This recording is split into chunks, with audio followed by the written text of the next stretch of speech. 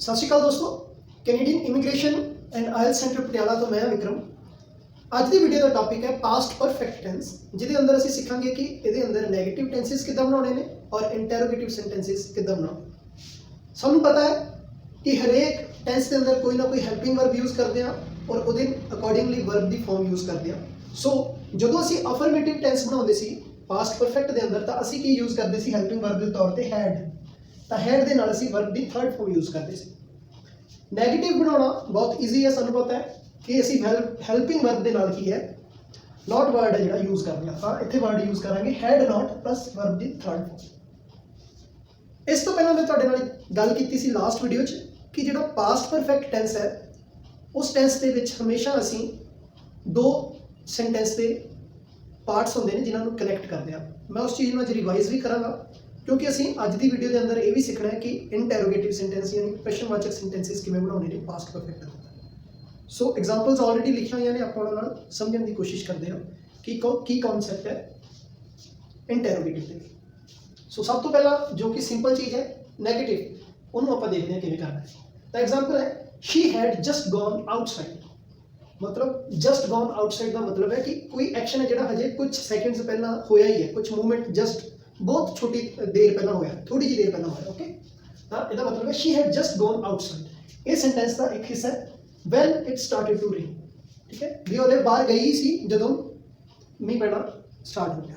ਤਾਂ ਦੋਨੇ ਇਵੈਂਟ ਕੀ ਨੇ ਪਾਸਟ ਦੇ ਨੇ। ਮੀਂਹ ਪੈਣਾ ਵੀ ਪਾਸਟ 'ਚ ਸਟਾਰਟ ਹੋਇਆ ਸੀ, ਠੀਕ ਹੈ, ਤੇ ਉਹ ਜਾ ਚੁੱਕੀ ਸੀ, ਮਤਲਬ ਪਾਸਟ 'ਚ ਹੀ ਗਈ ਸੀ। ਆਪਾਂ ਜਿਵੇਂ ਸਪੋਜ਼ ਕੋਈ ਇਦਾਂ ਦਾ ਐਕਸ਼ਨ ਹੈ ਕਿ ਉਹਦੇ 'ਚ ਕੀ ਹੈ ਕਿ ਆਪਾਂ ਕਿਹਾ ਕਿ ਉਹਨੇ ਬਾਹਰ ਗਈ ਸੀ ਕਿ ਮੀਂਹ ਪੈਣਾ ਸਟਾਰਟ ਹੋ ਗਿਆ, ਤਾਂ ਮਤਲਬ ਬਾਹਰ ਗਈ ਹੀ ਸੀ, ਇਹ ਵੀ ਪਾਸਟ ਦਾ ਹੈ, ਮੀਂਹ ਪੈਣਾ ਵੀ ਪਾਸਟ 'ਚ ਹੀ ਸਟਾਰਟ ਹੋ ਗਿਆ। ਪਰ ਉਹ ਦੋ ਚੀਜ਼ਾਂ ਦਾ ਰਿਲੇਸ਼ਨ ਅਸੀਂ ਪ੍ਰੈਜ਼ੈਂਟ 'ਚ ਦੱਸ ਰਹੇ ਹਾਂ, ਠੀਕ ਹੈ। ਤਾਂ ਉਸ ਲਈ ਅਸੀਂ ਟੈਂਸ ਹੈ ਜਿਹੜਾ ਪਾਸਟ ਪਰਫੈਕਟ ਯੂਜ਼ ਕਰਦੇ ਹਾਂ, ਠੀਕ ਹੈ ਜੀ। She had just gone outside, ਉਹ ਹਲੇ ਬਾਹਰ ਗਈ ਸੀ when it started to rain, ਜਦੋਂ ਮੀਂਹ ਪੈਣਾ ਸ਼ੁਰੂ ਹੋ ਗਿਆ, ਠੀਕ ਹੈ ਜੀ। ਤਾਂ ਇਹਦੇ 'ਚ ਮੈਂ ਜਿਵੇਂ ਤੁਹਾਨੂੰ ਦੱਸਿਆ ਕਿ ਨੈਗੇਟਿਵ ਇਹਦਾ ਬਣਾਉਣਾ ਹੋਵੇ ਤਾਂ ਬਹੁਤ ਸਿੰਪਲ ਹੈ, ਅਸੀਂ ਹੈਡ ਦੇ ਨਾਲ ਕੀ ਹੈ ਨੋਟ ਵਰਡ ਯੂਜ਼ ਕਰਨਾ। Shri head note just gone outside, ਉਹ ਬਾਹਰ ਨਹੀਂ ਸੀ ਗਈ, ਠੀਕ ਹੈ, ਜਦੋਂ ਮੀਂਹ ਪੈਣਾ ਸਟਾਰਟ ਹੋ ਗਿਆ ਸੀ, ਠੀਕ ਹੈ। ਤਾਂ ਇਸ ਤਰੀਕੇ ਨਾਲ ਅਸੀਂ ਜਿਹੜਾ ਹੈਡ ਨੋਟ ਪਲੱਸ ਵਰਬ ਦੀ ਜਿਹੜੀ ਥਰਡ ਫਾਰਮ ਯੂਜ਼ ਕਰਦੇ ਹਾਂ, ਠੀਕ ਹੈ। ਇੱਥੇ ਜਿਹੜਾ ਜਸਟ ਵਰਡ ਯੂਜ਼ ਕੀਤਾ ਹੋਇਆ ਉਹ ਇਸ ਲਈ ਯੂਜ਼ ਕੀਤਾ ਹੋਇਆ ਤਾਂ ਕਿ ਤੁਸੀਂ ਦੱਸ ਸਕੋ ਕਿ ਜਸਟ ਮਤਲਬ ਹੁਣੇ ਹੀ, ਇੱਕ ਸੈਕਿੰਡ ਪਹਿਲਾਂ ਜਾਂ 10 ਸੈਕਿੰਡ ਪਹਿਲਾਂ, ਬਹੁਤ ਤਾਜ਼ਾ, ਠੀਕ ਹੈ।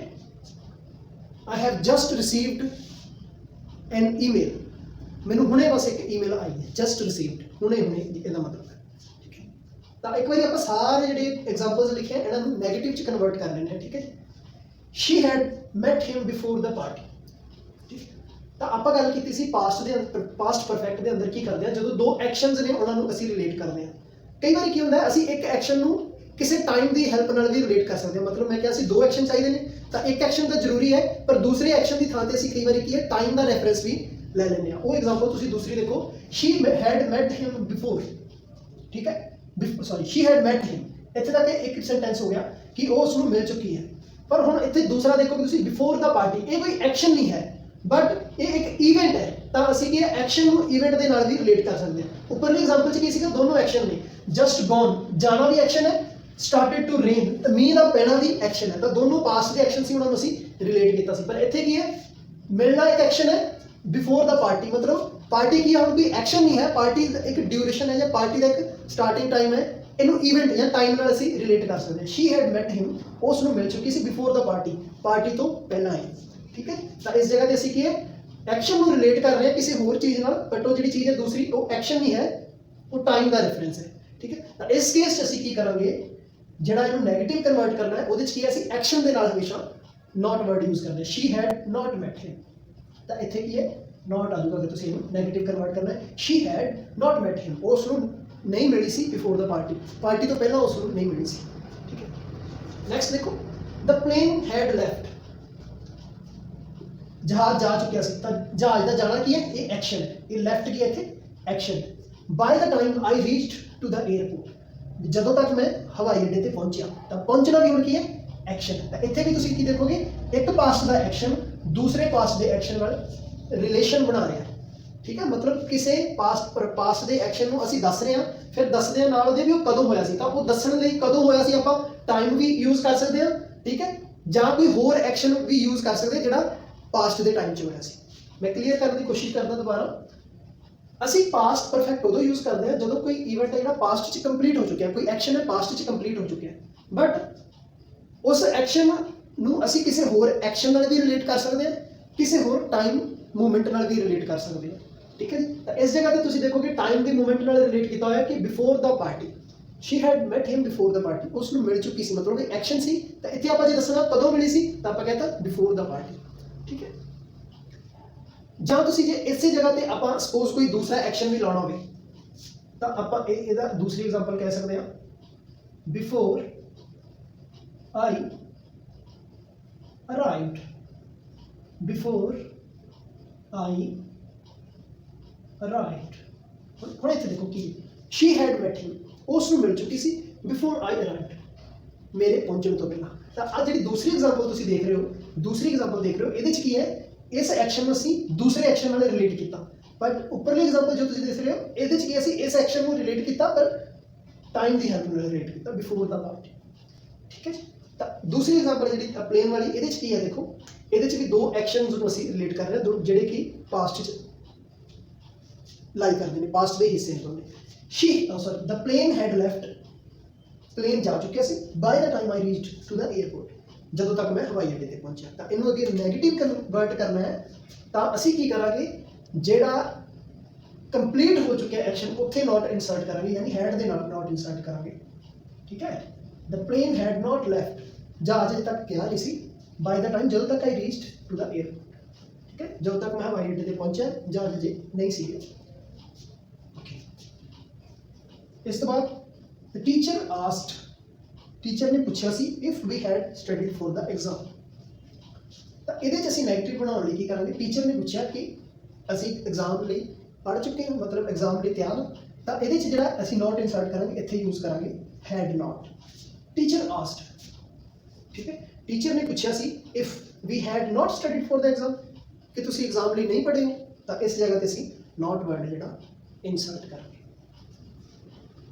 ਵੀ ਵਿਸ਼ਡ, ਮੈਂ ਉਮੀਦ ਕਰਦਾ ਸੀ, ਵੀ ਹੈਡ ਪਰਚੇਜ਼ਡ ਵਿਨਿੰਗ ਟਿਕਟ। ਸੈਂਟੈਂਸ ਦਾ ਮਤਲਬ ਹੈ ਸਪੋਜ਼ ਤੁਸੀਂ ਕੋਈ ਲੋਟਰੀ ਦੀ ਟਿਕਟ ਖਰੀਦੀ, ਪਰ ਲੋਟਰੀ ਦੀ ਟਿਕਟ ਤੁਹਾਡਾ ਹੀ ਨਾਮ ਨਹੀਂ ਨਿਕਲਿਆ, ਕਿਸੇ ਹੋਰ ਦਾ ਨਾਮ ਨਿਕਲਿਆ, ਤਾਂ ਤੁਸੀਂ ਕਹਿ ਰਹੇ ਹੋ ਮੈਂ ਉਮੀਦ ਕਰਦਾ ਸੀ ਕਿ ਮੈਂ ਵਿਨਿੰਗ ਟਿਕਟ, ਜਿਹੜੀ ਜਿੱਤਣ ਵਾਲੀ ਟਿਕਟ, ਉਹ ਮੈਂ ਖਰੀਦੀ ਹੋਈ। ਠੀਕ ਹੈ।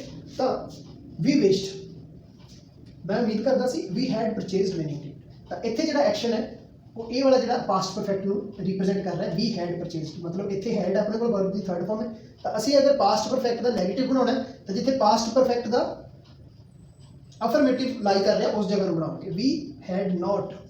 ਠੀਕ ਹੈ। ਤਾਂ ਇੱਥੇ ਹੋ ਜਾਏਗਾ we had not purchased winning ticket. We wished, we had not purchased winning ticket.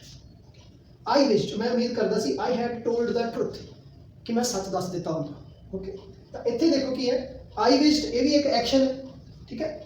ਉਸ ਤੋਂ ਬਾਅਦ ਆਈ had told the truth, but ਜਦੋਂ ਤੁਸੀਂ ਇਹਨੂੰ ਨੈਗੇਟਿਵ ਕਨਵਰਟ ਕਰਨਾ ਹੈ ਤਾਂ ਇਹਦੇ 'ਚ ਤੁਸੀਂ ਕਿਹੜਾ ਪਾਸਟ ਪਰਫੈਕਟ ਦਾ ਜਿਹੜਾ ਪਾਰਟ ਹੈ ਉਹਨੂੰ ਅਸੀਂ ਕਨਵਰਟ ਕਰਾਂਗੇ।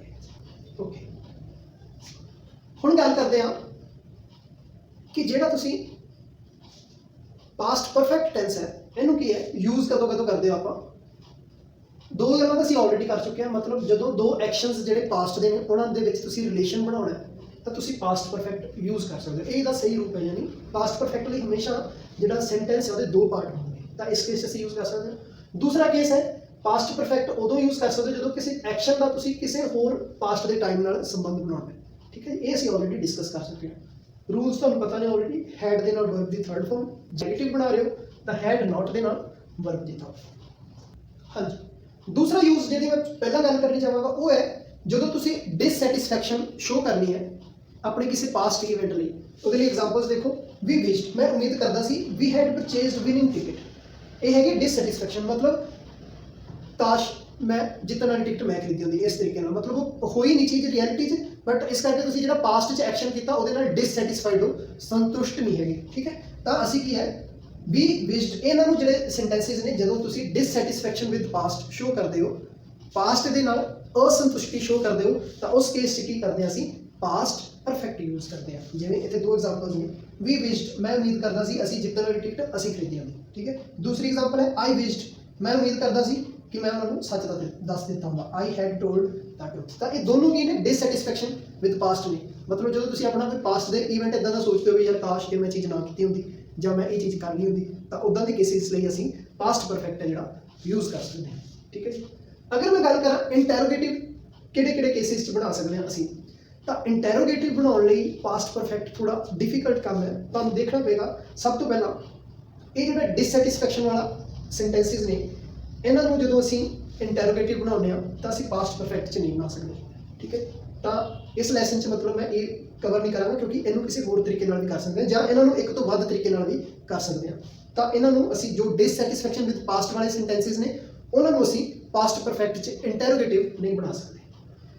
उस तो बाद ਜਿਹੜੇ ਰਿਪੋਰਟਡ ਸਪੀਚ ਟਾਈਪ ਨੇ मतलब टीचर आस्क्ड टीचर ने ਪੁੱਛਿਆ ਸੀ।